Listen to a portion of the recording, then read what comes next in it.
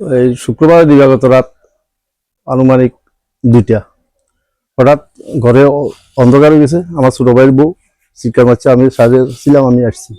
আসার পরে ঘরে ঢোকার মতো কোনো ব্যবস্থা নাই, খুব অন্ধকার, ধোঁয়া আচ্ছন্ন।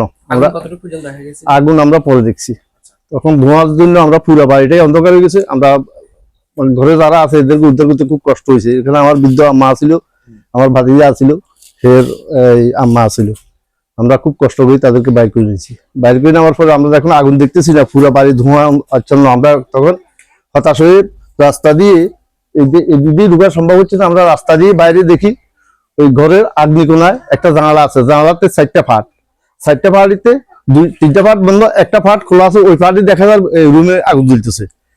তখন আমি চিৎকার দিছি, আগুন রে আগুন আগুন। আবার পার্শ্ববর্তী বাড়ির ছেলেদেরকে নাম ধরে ডাকছি, এরা তখন সবকিছু নিয়ে বাড়ি এসে আমরা সহযোগিতা, তাদের সহযোগিতা আমরা আগুন নিভাতে সক্ষম হয়েছি। তারপরে পরবর্তীতে অনেক ওই রুমে যা ছিল সব শেষ, কিছু নাই। ওভারড্রপে কিছু নগদ 70,000 টাকা এবং তার ফাস্টফুড, তার ড্রাইভিং লাইসেন্স, গাড়ির লাইসেন্স, আমাদের দোকানের ডাক লাইসেন্স সম্পূর্ণ সব একটা ব্যাগে ছিল, ওইটাও ফুরে গেছে, সব শেষ। মানে ওই রুমে শুধুমাত্র এই যে সোফা সেট আছে, সোফা সেটের ছায়াটা আছে, আর এর কোনো কায়া নাই, এমন অবস্থা হয়েছে। আমরা কাকে কি বলবো, সাথে সাথে ঘন্টাধিক পরে ফেনী থানা থেকে পুলিশ এসছে। আমরা পুলিশকে বলছি, পুলিশে আসছে, আসে এরা রিপোর্ট করে দিছে। এরা জমা দিছে কিনা জানি না। সকালে আবার আরেকটা পুলিশ আসছে, ওই আচ্ছা হেও আসছে, আর করে নিছে। কালকে দিনে অনেক সাংবাদিকরা আসে, এই পরিস্থিতি তাদের ইয়াতে করে নিছে।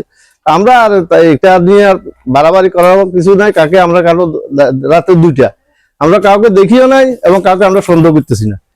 এটা রাজনীতির মামলা মনে হয় সম্ভবত, কারণ আমার ছোট ভাই বাবুদ্দিন বাবলু অনেক দিন যাবৎ রাজনীতির সাথে জড়িত আছে। সে ছাত্রলীগ করছে আর যুবলীগ করছে। এরপরে আমরা কাইজনীয় 1 নম্বর ওয়ার্ডের আওয়ামী লীগের সেক্রেটারি হয়েছে, কারণ সে যখন মেম্বার ক্ষমতা বলে তাদেরকে সেক্রেটারি বাধ্যতামূলক নিজামাবাদী তাদের ঘাড়ে চাপ হয়েছে। ওই রাজনীতির কারণে যদি কোনো কিছু হইয়া থাকে সেটা আমরা, এছাড়া আমরা কাউকে সন্দেহ করার মতো আমাদের কাছে কোনো স্পেস নেই।